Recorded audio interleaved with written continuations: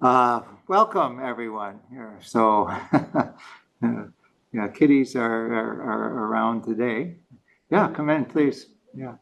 Um, and so my name is Hugh Joswick, and been a longtime student of Tartang Tukul and an instructor here at the Nyingma Institute. Um, it's a kind of tonight's talk is about sutras and reading them for fun and inspiration. So, I know people online, but your name? Luke. Luke, hi. And your name is? MJ. MJ, okay, great.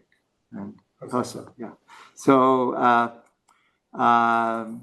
and you online, you're unable to see us because I don't know if you can tell that there are these new devices here in this meditation room that supposedly will be soon operating, and you'll be much more intimately connected with the people in the room through this way. But so this is a nice setup.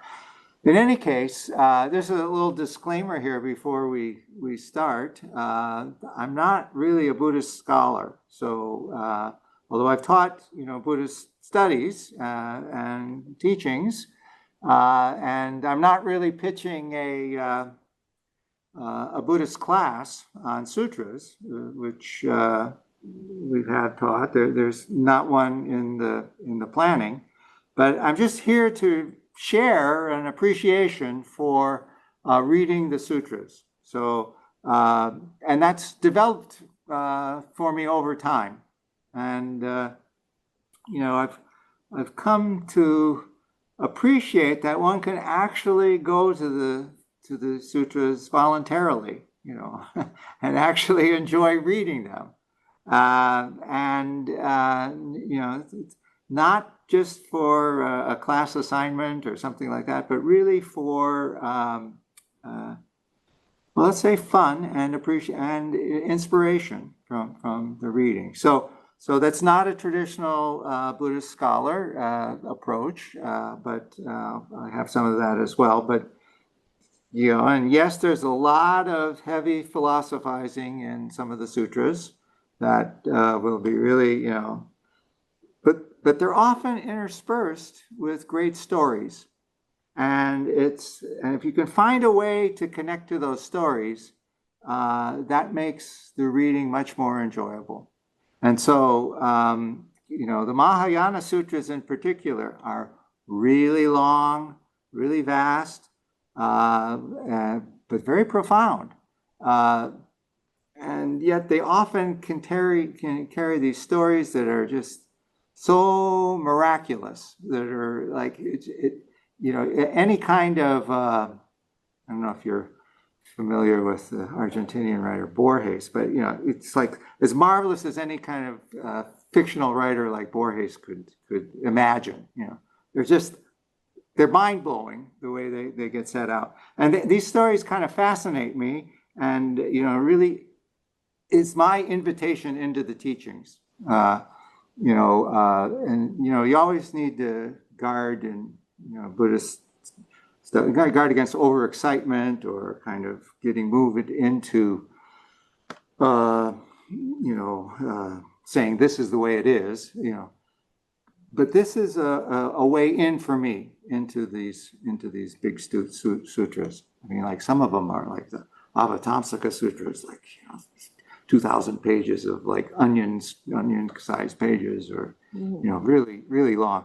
But the teachings, this is what I've learned though, really, is that the teachings of the sutras are strong enough to withstand any kind of misinterpretation that anyone would put on it. So making these disclaimers saying, that, don't take what I'm saying as super strong, but the stories are really can interest us, or at least interest me, in the meaning of the text. So it's kind of applying our, skill in reading to these kind of more sacred texts. But sometimes the stories are really shocking. Sometimes they're surprising, even humorous, and it's those kind of connections, good storytelling that really can put us in. And anyway, that's the theme that we're going to work with tonight or present here. Yeah. Yeah. No question. But feel free to ask a question and say, just interrupt. Don't stand on ceremony here. So, but how many of you have read sutras in the past? The Buddhist sutras? No, a little bit. You pick it up. Define sutra. Yeah. Okay. We'll do that. Yeah. Any kind of discourse that is related to the Buddha's words. Buddha Vachana, which is kind of Buddhist words. So they're often, in specific settings, and we'll talk a little bit about that. So and online, everyone has had some experience with sutras, or not so much. Not so much. Not so much. Okay. Yeah, Dan has done. Yeah. Okay. Good. So, it can really feel daunting or intimidating to pick up some of these texts. The one that I'm going to be looking at tonight is a really old text. It's The Perfection of Wisdom in 8,000 Lines, which was translated by Edward Kanzi back in 1970, something like that. So it's a long time. For those of you that are interested in sutras, and it didn't seem like there were that many, but Dan might be, there's a big 84,000, you type in 84,000 on your computer, and they're translating the whole Tibetan canon, which includes all of the texts from Sanskrit and Chinese that were translated into Tibetan. And they are going to do this again. This is kind of a classic text, but it's not done yet. So but anyway, so there's always a problem of translation too when you pick up, if you don't read Sanskrit, if you don't read Pali, if you don't read Chinese, and those are second languages and third languages from the language the Buddha spoke or that were taught. None of them are original to the Buddha. But so each translator can kind of bring a little different quality to it, a little different play of interpretation. And, sometimes the teachings can sound kind of saccharine, or, you're not quite sure, how to take it. But there's different shades of meaning from the different kinds of translators. And, hence, so you got a lot of commentaries on these texts in Buddhist history and Buddhist thought. So that's what we have. And the Mahayana provides a really fundamental background for Nyingma Nyingma teachings, Nyingma understanding, what we do here. So it's kind of like kind of like a background, and they kind of flavor the approach to Buddhism that is done here at the Nyingma Institute. For instance, I don't know, have any of you ever heard the Heart Sutra? Ever heard of the Heart Sutra? Mm-hmm.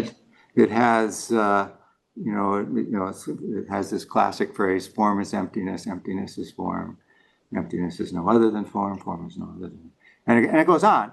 But it goes on, and it says things like, it says, there's no suffering, no cause of suffering, no end to suffering, and no path. which it sounds like, what? It sounds like a complete denial of the Four Noble Truths, and which is, it's really not, but it sounds that way, And if you just picked it up and said, no suffering, no path, no cause of suffering, no no end of suffering, and no path, you'd say, well, wait, that's what Buddhism 101 says. Yeah, that's what it says. And so how to interpret that? How to see that in context of this whole picture? So that's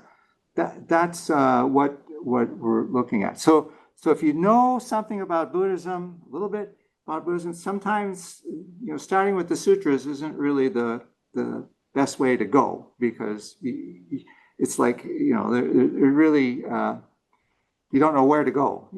Kind of like at the beginning, and you're not sure. Yeah, please come. So I don't know if there are only a few people. Have you ever dipped into the sutras, the Buddha sutras? No. No. Okay. And no. Okay. If you have, it's you kind of think, what's going on? I never really wanted to read the sutras myself. It was like I was kind of like, whoa, I didn't know.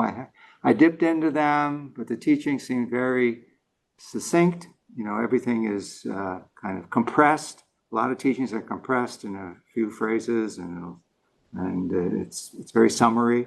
It's often a lot of repetition. It can be very elaborate. Even preachy. If I didn't quite understand, it sounds very preachy sometimes. But so reading was not really an easy way in for me to this opening to Buddhahood, to awakening. And that seems to be the whole point of the sutras anyway, is how to open up into the possibility of really being awake, really and becoming Buddha, awakened, opened. So we just had an open house today. Some of you, a few of you were there, and and from what I gather, there's not too many people are that familiar with sutras. So I thought it might be nice to just kind of have a quick summary of what sutra is and what Luke was saying is what is a sutra, and just kind of a sense, kind of before I really enter into the subject of the talk. It's kind of it's like my talk is really kind of about how to read the sutras at all. How to really read and understand, and that's been a challenge ever since they were first gathered and presented as kind of set texts. After the Buddha's passing. So these Buddha Vachana, these words of the Buddha, were not written down for over at least 300 years. They were all oral. Everything was oral. And then after the Buddha's passing, they were collected together. A group of assembly gathered them up, and they chanted and memorized and recited the words of the Buddha. And it was not unusual at that time for philosophical teachings or religious teachings to be oral and not written down, because what was vital is this word, the words being alive, and that aliveness is somehow can be expressed, in the speaking, and not so much just through the reading, or through the reciting. So, what's vital is that lived quality, and that's played a much larger role in ancient times than it does now. So, okay, we've got different things. Yeah, go ahead. Yeah, Luke. Okay. Yeah. How much of this presentation is open to questions? All the time. Okay. Yeah. About anything Buddhism? Yeah. Okay. Wanted to start with that. That's all. Okay. Yeah. I'm good. I'm rushing. Yeah. Go ahead. Do we know from research that the I guess quality of lived experience and oral transmission, or the quality of the presentation made oral transmission sometimes preferable over written word, until Yeah. Well, these Buddhist teachings were not written down for hundreds of years, 300 years, at least 300 years. They didn't start to be written down until about the first century BCE, so it's quite a long time from the Buddha's passing to this, to being written down, but they were orally transmitted. And so here's a quick summary here. I'm going to go through a quick, let's see here. I'm going to share this. I don't think it's going to appear on the, oops, what's happened here? Here it is. Oh, wait, no. Oh, wait. Okay, yeah, here we go. So you're going to have to look on this screen. It's not, I think the people at home can see it here. But I'm just going to kind of quickly get a quick summary of kind of the history of these texts and stuff. So the Dharma, right, is what the Buddha taught, kind of teaching of freedom, you might say. And this Buddha Vachana is what gets translated. Words of the Buddha.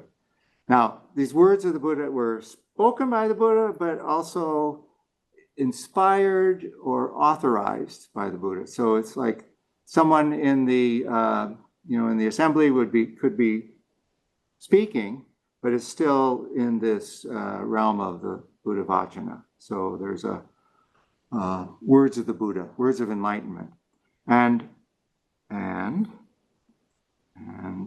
the Dharma is that which reveals the way things are and how we can open to that knowledge. So the Dharma is like explanation, but it's also this realization. So there's this double aspect to Dharma. There's this internal realization, and then there's the exposition. Okay, so the Buddha himself taught for 45 years, and it's all oral. And these sutras are not intended, not information, but kind of a training in what the Buddha had realized. So a way of expressing what the Buddha realized. So it's again, this oral transmission that we talked about, it's not learning from like a book, but more absorbing the teachings into one's life and how that realization can happen. So, so the teachings of the Buddha. So sutras always begin with, "Thus have I heard." So if you see that, that's an indication this is a Buddhist teaching, a Buddhist sutra. And after the Buddha recovered, or after the Buddha entered parinirvana and passed away, the first council gathered all of the arhats together, and they decided to recite the teachings of the Buddha. But you notice what it says, "Thus have I heard." So you're hearing something from someone else who heard something else. So you've got already this kind of process of interpretation going on. But you're hearing that directly from what it says. So it's already a translation, and it needs some kind of accuracy to establish its truthfulness. The Buddha had special arhats that were connected with him. So these collections, they call them the three baskets. They were gathered up together, all the teachings of the Buddha, and this first council decided what those were, and they divided them up into really three baskets, three collections. The one is the Vinaya, which are kind of rules of conduct, how the kind of moral discipline of Buddhist practice of body, speech, and mind. And then there's the sutras, which are this discourse that is discussed and spoken to a particular audience. And the third is the Abhidharma, which is kind of higher teachings. It's kind of commentaries on the teachings of the Buddha. which the Buddha himself gave. So a little bit of confusion. But so these three baskets then get turned into what are known as three turnings. The first turning is like the nature of suffering, the causes of suffering, and the cessation of suffering. And it features the Arhat, the one who has conquered the obscurations to awakening. And the second turning teachings, which is the Prajnaparamita, which is the perfection of wisdom, and it talks about the Bodhisattva path. And this is the path of wisdom and emptiness, wisdom of emptiness and compassion. So it's a compassionate to benefit all beings. So these are, and then it's followed by a third turning, and that's the second turning is the Mahayana teachings, and the third turning is also Mahayana, but it really talks about the vastness of the path, and it's kind of the purity of all experience and the inexpressible wondrance of being. So these are so-called three turnings, and sometimes you'll hear it as the first turning teachings as kind of more foundational, and then there's the Mahayana teachings, which are both the Prajnaparamita teachings, perfection of wisdom teachings, which involve wisdom and compassion, and then there's the Vajrayana, which is this kind of inexpressible quality of being, purity of all experience. So as you can imagine, as this progressed over time, 300 years, 400 years, you got different languages and customs that are developing, and written texts start to appear after this time. So the writing down, and sometimes it's presented so that the Mahayana is like completely separate from the first turning teachings, but it really wasn't the case that way. It only developed much later. The monks lived together and they discussed, and some thought the Mahayana sutras weren't as authentic as the first turning teachings, and so you can kind of see, because if you were studying, the Four Noble Truths, there's suffering, there's a cause of suffering, there's an end to suffering, there's a path to do so. And then you presented with something that says, there's really no path, there's really no end to suffering, there's really no suffering, and there's really no cause of suffering. You're going to say, that's pretty weird. What have I been doing? But as I say, it's not a denial of that. It's a kind of a expression beyond that. So. And then the Mahayana was really given more, authoritative commentaries, so more power, and sanctioned by commentaries from Nagarjuna, Asanga, and Vasubandhu, which are just names to you maybe now, but they're very fundamental for the development of Buddhist thought. And so then. So a lot of threes in Buddhism, but this was the way these written texts, which started to be developed in the 1st century BCE, and it's interesting, the earliest text that we have is a Mahayana text, so it's kind of interesting that way. But it kind of became the Theravada school, which moved south into Sri Lanka and across the Sea of India, right, to Thailand. What is that? Not the Indian Ocean, but it's to Myanmar and Thailand and the kind of the southeast part of Asia, and the Bengal Bay, right? Yeah. And then it also moved more north and into China. That was the kind of big collection of. But they collected texts like Buddhist texts from from the 1st or 2nd century, the Common Era, to the 9th and 10th century. So like many centuries. Didn't come in systematically. In Tibet, it all came in kind of at once. And that's why, at the height of Indian Buddhism, so this kind of the Mahayana development and various commentaries all came in at that time into Tibet, all kind of more or less all at once. And there's a century or so where it's not, and then more in another phrase, and that's why Tibetan canon is so vital and important, because it kind of captured India at the Indian Buddhism at the time. Do you mind if I ask Please, what please. is the Mahayana? Okay, Mahayana is a great vehicle, and it was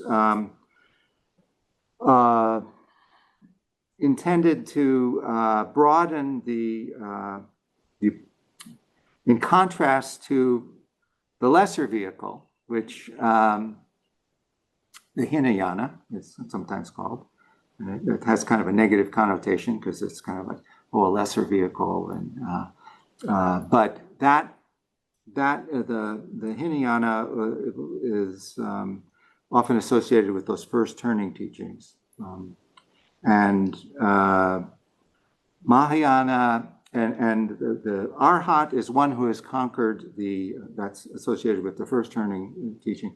The Arhat is one who has conquered the kleshas, the obscurations of emotions and thought that cloud one and keep one caught in cycles of suffering. And the Mahayana says, well, the hero of the Mahayana is the Bodhisattva who, in a simple way of describing it, refuses complete awakening until all beings are enlightened. So that compassionate projection of,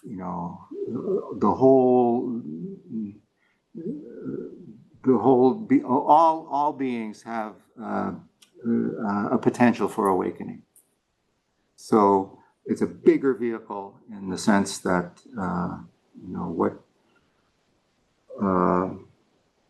who's in the car. It's kind of like, you got all beings in the car. Yeah. So I mean, there's many. It's a very crude way of putting it, but that's kind of one of the ways. Yeah. Is that further? You could, Answer that question. Okay. Thank you. Yeah. Okay, and I think that's it. So that's kind of the summary, right? So yeah. Okay. So we'll come back to this. I'm going to stop the share here. Okay. So really what we need to know is that commentary and interpretation is kind of a inevitable part of the Buddhist path. Which is why in the Tibetan tradition, it kind of developed, a teacher is really important for pointing the student in the right direction. And that reading for us at least, it's really might have changed the dynamic of our relation to the text, because for the kind of classic Buddhist development, there's the reading or the listening and the reading, and then there's the reflection on it, and then there's the meditation of bringing it into your body, into the way you are in the world. So there's that kind of progression and develop. And with reading, so reading is now, for many of us, often replacing the listening quality of the text. And that, we're used to reading as kind of like getting something from the text, kind of like grabbing onto something. And I think that contributes to, certain kind of annoyance that you might have when you open up the the Buddhist text, and you see a lot of repetition, or there's kind of stock formulas that are used, like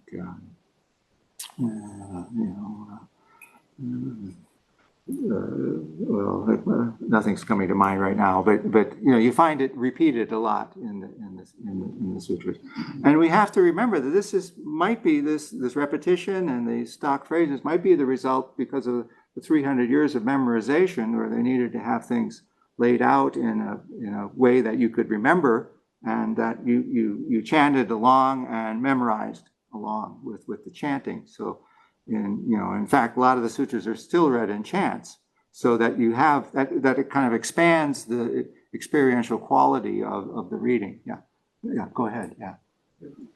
I studied a little bit of Tibetan Bon tradition. Yeah.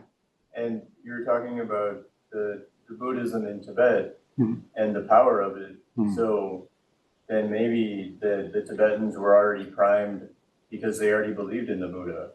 And the current Buddha just they were already ready for it. Yeah, well, that's a possibility. Yeah, can you all hear that online? Because I think, okay, good. So yeah, we've got this new system in place that will be operable next week, I think. I'm told. But right now, this is our microphone, so that's why it's not really clear. So I'm glad you heard that. Yeah. So yeah, there are. I'm not that familiar with the Bon tradition, but there are connections for sure. Yeah. And so, but reading, our ability to read and the way in which we read has its advantages too. Because reading the sutras can invite us into this imagined world of the sutras that we get. So we're invited to participate in the kind of the action of the scene, and the word, and activating the Dharma, in our imagination and internally. So, like reading a novel, we can visualize what's happening, we get a sense of it, we engage in it that way. And, we can imagine, for instance, you can imagine yourself listening to words of the Buddha if you were there, or if these words were spoken to you, you can kind of imagine how you might feel. It's said that, one of the qualities of Buddhist speech is that, everyone heard it and thought it was directed at them. That was really kind of, that may provide a clue as how we too can engage with this. It's all these texts are already directed to you in some way. So, so the stories themselves, kind of, and that I was talking about, that kind of are interspersed with here, they can provide a way in, an encounter, with these words that can provide a context that places us in this Buddha realm, Buddha field. So this brings us back to the 8,000 line Prajnaparamita text that we're looking at today, and the story of Sada Pradudita.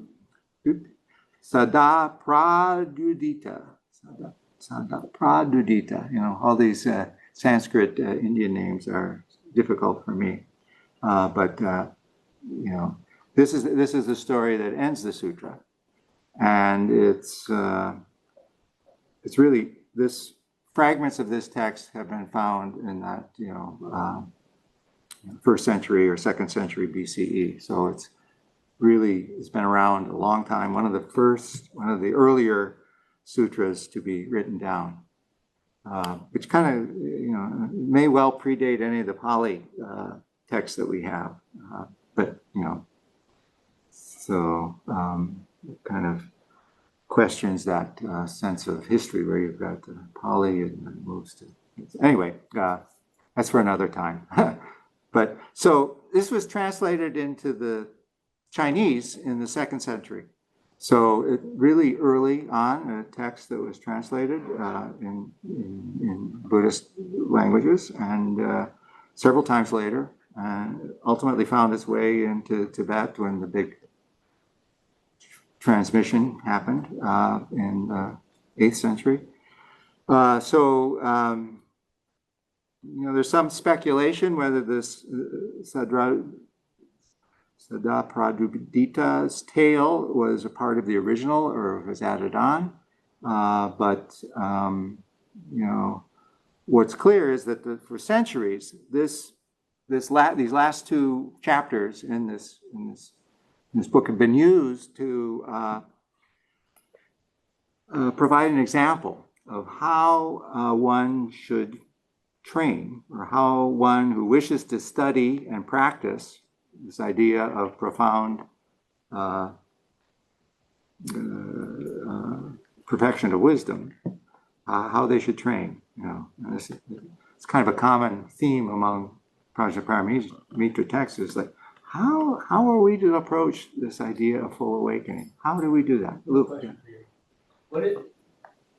What is your view? Are there dangers of Buddhism practice, contemplation, becoming too much in the mind? Are there dangers with being only in the mental, and can that become a trap? Yes. It's a very, very, very, very true. You can get caught in the intellectual, and there's a lot of deep philosophical issues. Grasping on any particular form can be an obstacle to liberation, to complete liberation. So,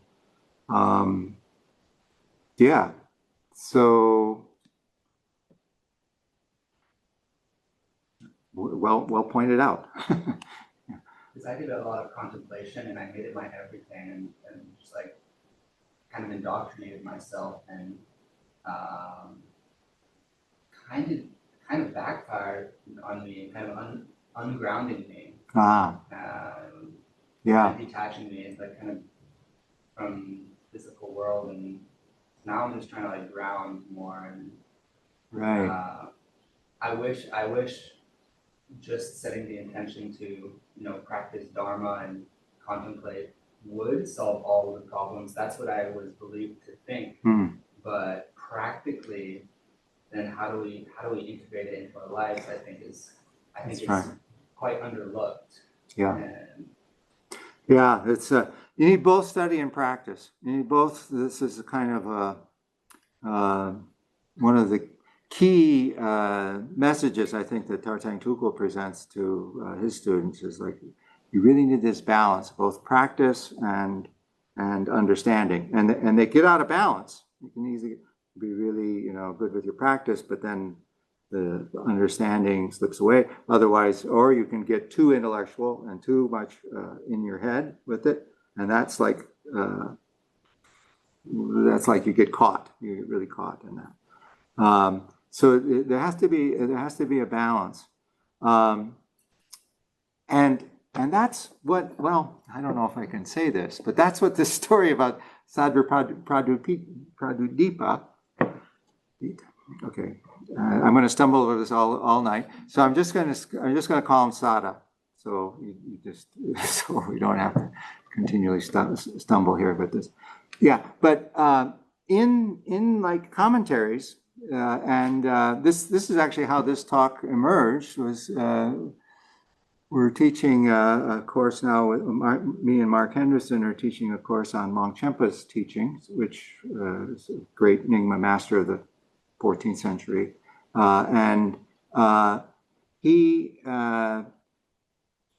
mentions this book. He says, here's a quote. He says, "To pacify the torment of your mind's defilement, to which you've grown used to from time immemorial, from time without beginning, be like Sada, and seek the Dharma.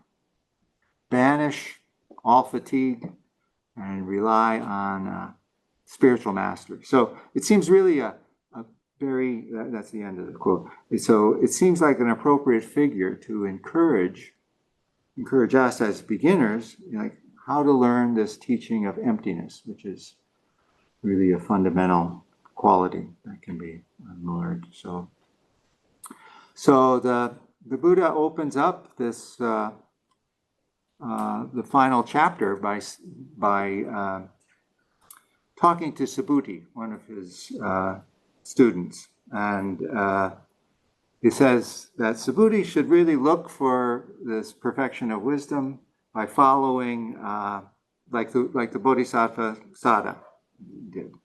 And then Subhuti asks for a story, and then the Buddha supplies the story. So it's really important to know that Sadapradudita means always weeping. Always weeping.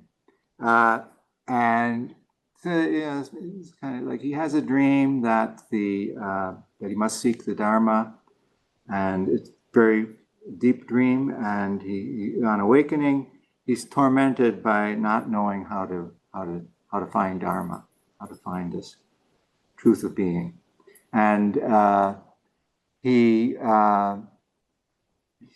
kind of tormented by that and weeps. Not, kind of out of frustration, like, how am I going to do this? How do I do this? What's really important to me? How do I do this?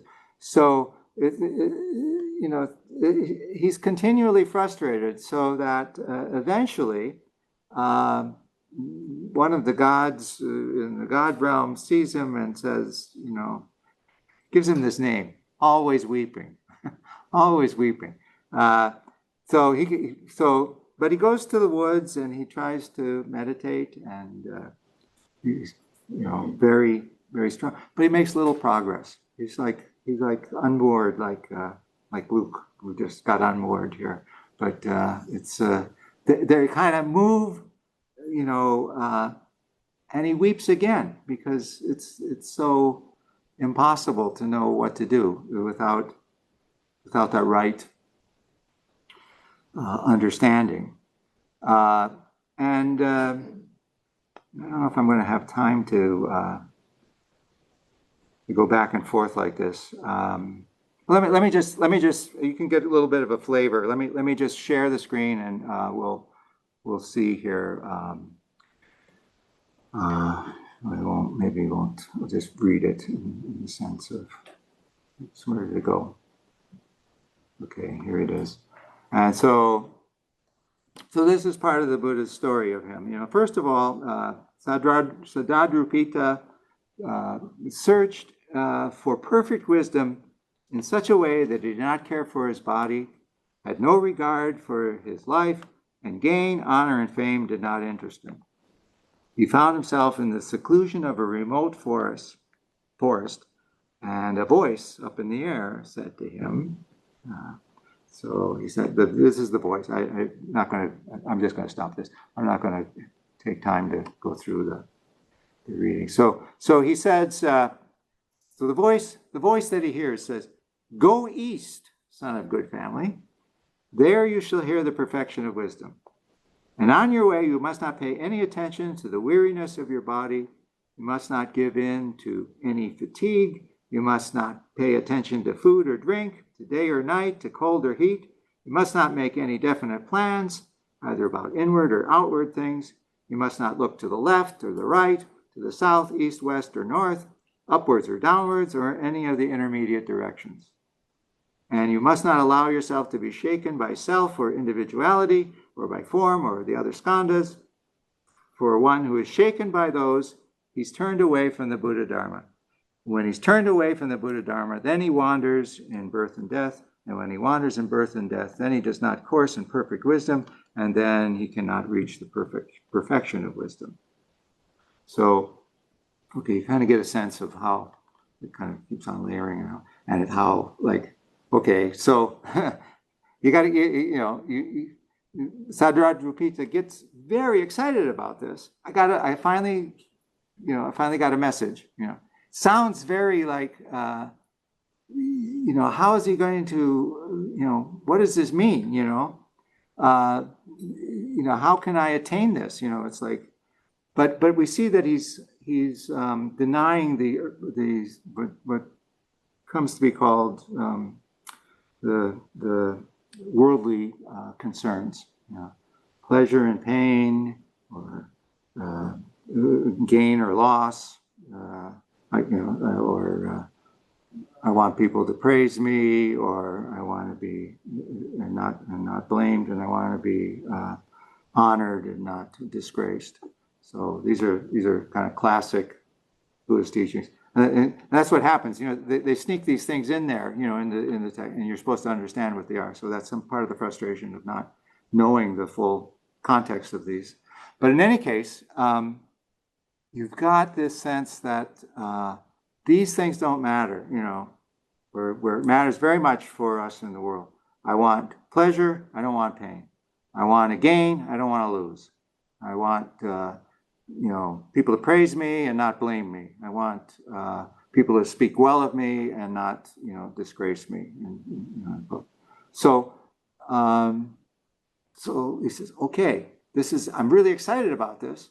And he says, you know, he gets another, the voice then gives him more directions about, you know, how we can act, and he goes really, you know, he goes, you know, after receiving this admonition from the voice, the Bodhisattva Sada journeyed east. And he's so excited. He goes, before long it occurred to him that he did not ask the voice how far to go or where to go. And he suddenly realized he didn't know what he was going to do. You know, he was in the middle of this forest, and it suddenly strikes him, I forgot to ask, you know, where to go. and so it's kind of like, you know, it's kind of funny. You know, he goes off rushing in great enthusiasm, but then he just stood where he was and cried. You know, he just continued to weep there.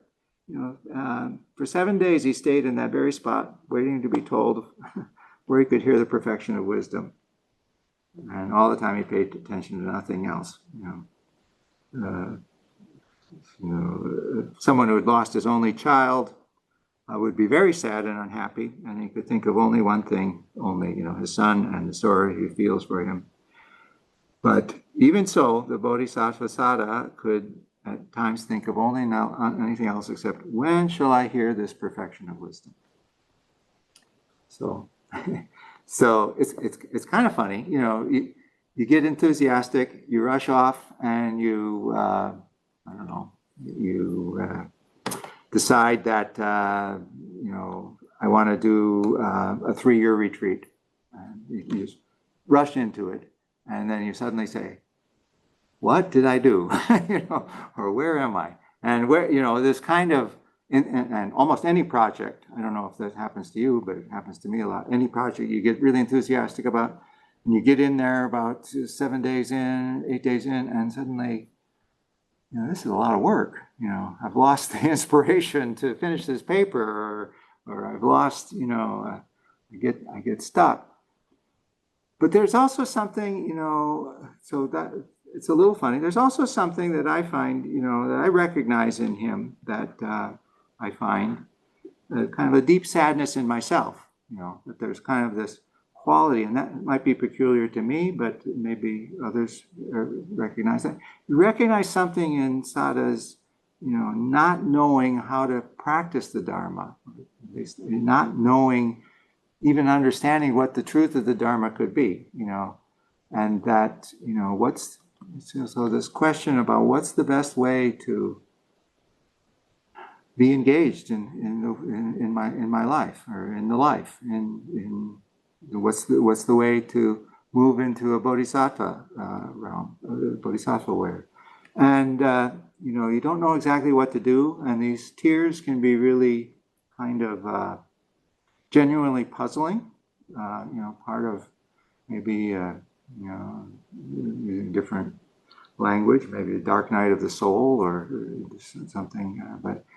But if you can understand the sorrow, then the story might begin to encourage the student to continue to engage these teachings of emptiness that the Mahayana provides as a way to connect with this spiritual path.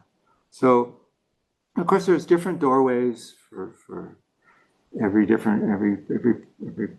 person. They say there's 84,000 doorways you can open, and there's always a danger that you go through one, you block others, but this question of Dharma is not a speculation, as Luke said. There's this quality that it's not just purely intellect. There's a great depth of meaning in the philosophy and in understanding.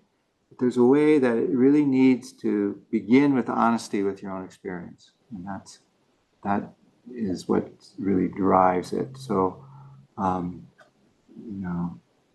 So as it happens, the voice, actually it's a Buddha, a different Buddha, comes to appear before him when he's crying out there in the woods again.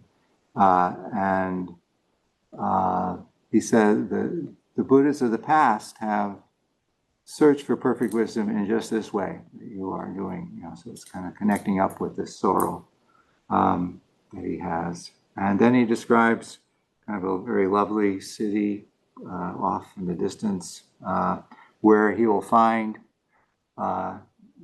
Dharmagata, which kind of is like Dharma arising or Dharma coming. That's the name of the teacher there, where he can. And of course, he's elated like this, and he's okay. So I finally got a name. I got a place to go. So he's really happy, and along with this revelation that the city, he has so many insights that happened to him, and it really beautiful. Whole list of pages of the kinds of samadhis that he achieves. I'll just pick a few here. So he has the concentration or the meditation that's called, it surveys its own being of all dharmas. It's from all dharmas darkness has vanished. Another one is called, it shatters the cognition of all dharmas. It tosses all dharmas apart. I mean, it's all, it goes on pages like this, listing the various kinds of samadhis that he's achieved. But it's kind of like,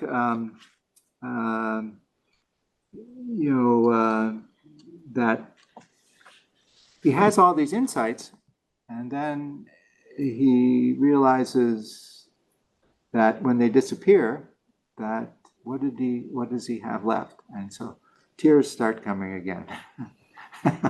he's always weeping. Now he's frustrated because he's lost these. I mean, he's had these realizations, but then he remembers. Oh, I can still go see Dharmagata. That's Dharma arising, and so he gathers himself up and he says, "Oh, well, I don't really have any gift to offer," and so he continues to pursue this. And my wife told me that this. She said, she's leaning on our table and kind of nodding off. It's like, come on, get to the end. But anyway, he keeps on going, and he says, I have to, I don't have anything. I'm a poor man, and I sell my body. So I'll go into the marketplace and sell my body. I don't know.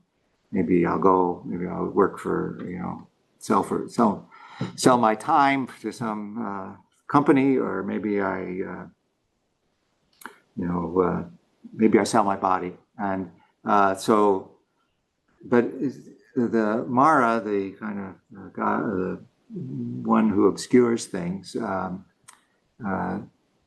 makes it so that nobody really listens to him, and so tears come again. You know, can't frustrated, can't do this, and then so the gods are kind of looking on this. And Chakra comes, kind of the king of the gods, and says, "Okay, you know, I want to really test this guy, whether he's really serious or not with this." And he was crying and crying and crying. So what? So I'll buy you. It says, but I need some, you know, I need an arm for a sacrifice. I need a leg. You know, give me your heart. And he says, yeah, oh, that's okay. Let me do that. And so he takes out his knife and he cuts off his flesh and whatnot. And in the meantime, so this woman in a kind of a high tower in the village sees this happening and says, "What are you doing?" And she rushes down there and says, "You know, what are you doing?" You know, and he says, "Well, I'm trying to get to this teaching, which is kind of all important." And so she says, "Well, don't do this." And so he then through this power of truth, what's called the power of truth, you know, this authentic wish is granted, and he's healed, and he goes to this woman's. You know, she joins him in this trip to this kind of emerald city where Dharmagota is, and so he's overwhelmed, and they go there together, and she's wealthy, and so she brings you know, gifts along with it, and they finally reach it, and then all kinds of magical things happen with this. Yeah, and Dharmagota speaks to him and talks about emptiness and where the Buddhas come and go, and then so he's satisfied with this teaching, but it's kind of only a paragraph where he just says, you know, just come, you know, Buddhas, you know, Buddhas are like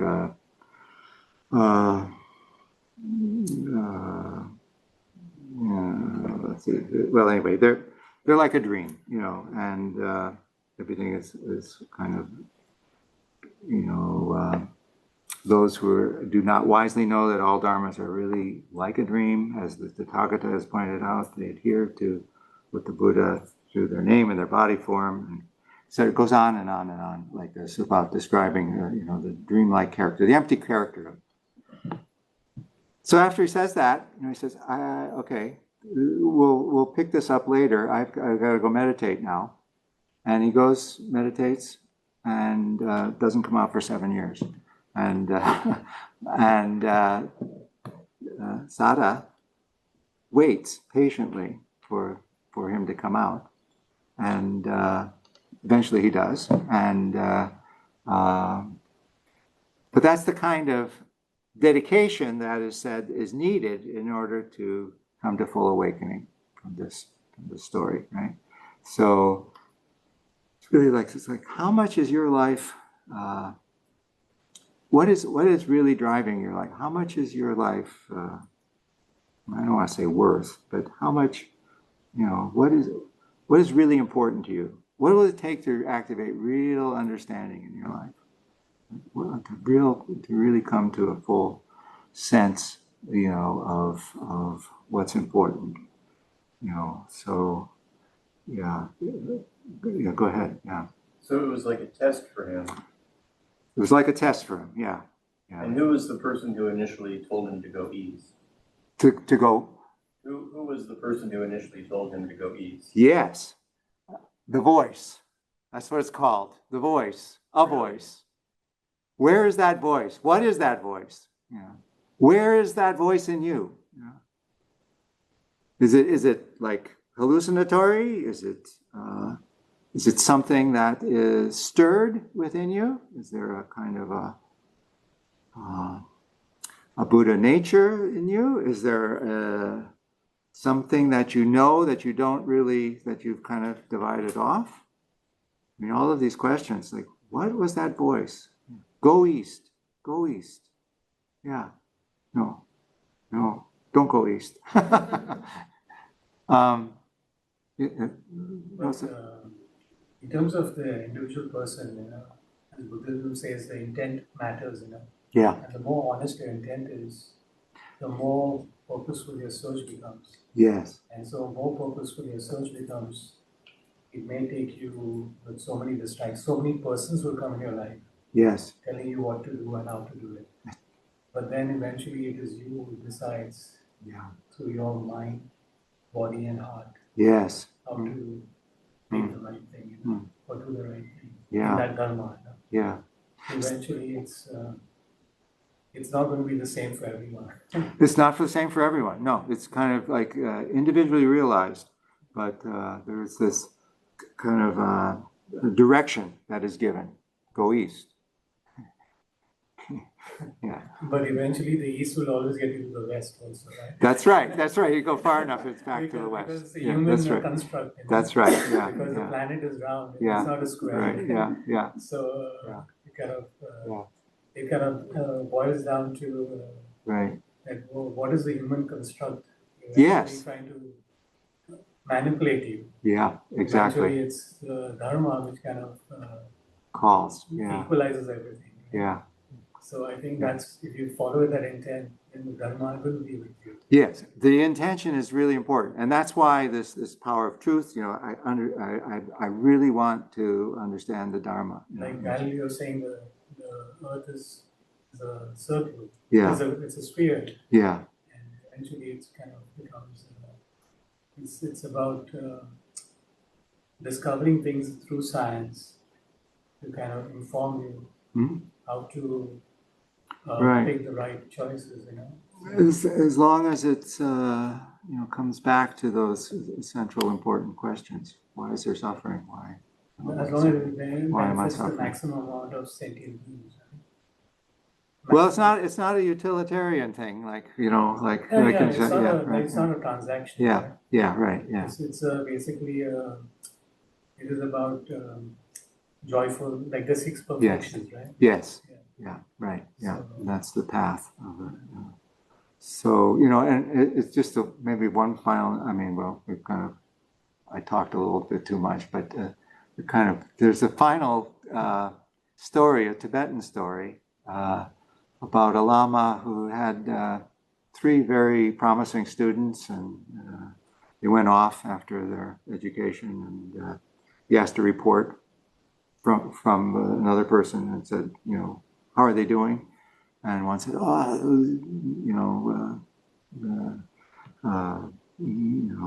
Padma's doing great. He's founded several schools and built several bridges and made very very fabulous contributions. And Tenzin went and he created hospitals and founded three monasteries, and they seem to be all thriving. And the third one, Sada, all he does is sit and cry. And the Lama said, finally a good student.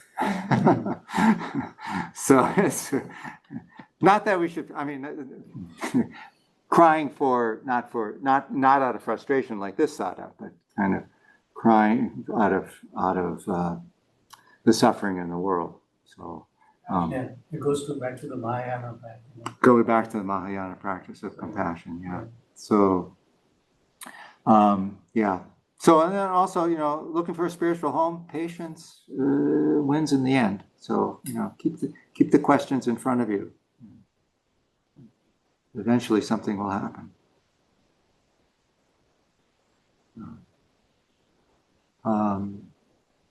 Any other comment? Yeah, go ahead. Yeah. So like in last Monday I went to Electric Science Center, Uh-huh. and then it was about the early history of Buddhism in China with Chan, Yeah. saying how during the I guess like 200s or 300s, there was concurrently a like neo-Taoism going on, and then also these Buddhist texts were being translated to Chinese. Yeah. And you see there's sort of this theme of emptiness in Chan and Zen, where it's like the meditation is just sitting. Prajnaparamita or the Heart Sutra has mentioned a lot of that. Yeah. So how did it sort of like manifest and develop In where? The concept of emptiness? Oh, yeah, the emptiness. Yeah. Yeah. This sense of non-grasping, non-attachment, opening up into a sense that everything is connected. The sense that there's no singular or no singular cause, but all interrelated. And so that emptiness is that kind of one way of thinking. I mean, emptiness is vast, So but there's emptiness in Chan and Zen developed into sort of like an individual emptiness. So you look at like the monks in Japan, it's like yeah, perhaps have like the zombie expression. Emptiness in individual.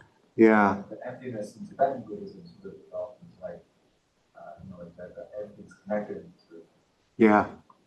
Well, I don't know. That's a good question for further work. Certainly different aesthetics. I don't know if we've ever. Okay.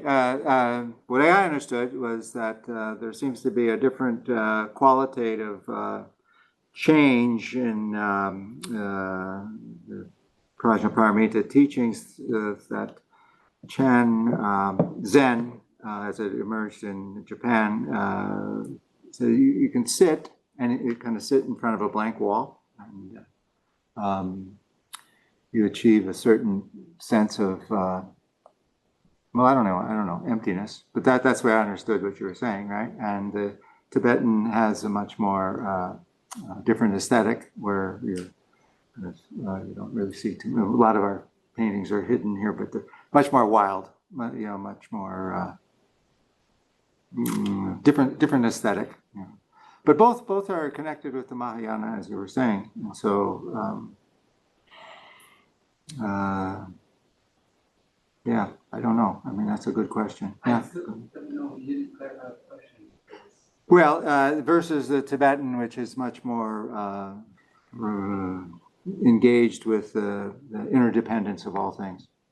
But that's like the interconnectedness of it all. Yeah, right? yeah. Versus the emptiness of the self. Right. I've been sitting zazen for 20 years, and when I do so, like part of quieting the mind and finding the emptiness of the self is like expanding the sort of experiential awareness of the moment and your surroundings. So when I sit over at Berkeley Zen Center, by the time we're done, I've kind of absorbed like a 5 square mile radius of sound that comes into the room. So like, and you're very much interconnected with your Sangha when you're sitting in Zendo. Right? So I think it's, for me, they're very much the same thing. And like to try to discriminate between the two of them is just like introducing a duality, right? Which fundamentally in Zen, we focus on non-dual representations. Yeah, I mean, the manifestation of that kind of core Mahayana principle is so vastly expressed in 2 forms across Chan and Zen. Yeah. Well, there's a lot of issues. If anyone needs to leave, I'm happy to keep this discussion going, but we're kind of over time. I just want to continue. This is very good. Thank you for the question, though. It's really interesting, and thank you all for attending. So no more open dialogue? Okay. Then? Well, no, I'll stay if you wish. It's they can keep going, but I know that you might need to. Yeah, it's after 7, so. I guess another way to ask that question is, so you know, like so with the mixing between Buddhism and Taoism, Taoism very much has that kind of like hermit, or you know, if you read the Tao Te Ching, it's very much like sort of that, like what the conception of Zen is, you know, similar to that. So when Buddhism went to Tibet, was there some pre-existing, I guess, mystical spiritual form there that you know, it's like it intermixed with another kind of like realm. Well, whenever the Dharma went into different lands, it kind of adopted different. It intertwined with the life that was developed and engaged there in that place. So a little different flavor. You know, in the West, it might be a little different flavor than Like Linda, I'm gonna add that ACC, yeah. she her take on that is like when kind of Buddhism went to different places, it kind of intermixed with like the thing that was there, and then her take is that in the West and in America, it intermixed with psychology. Psychology. Yeah, we were talking about psychology of Buddhism and Dokusan last week.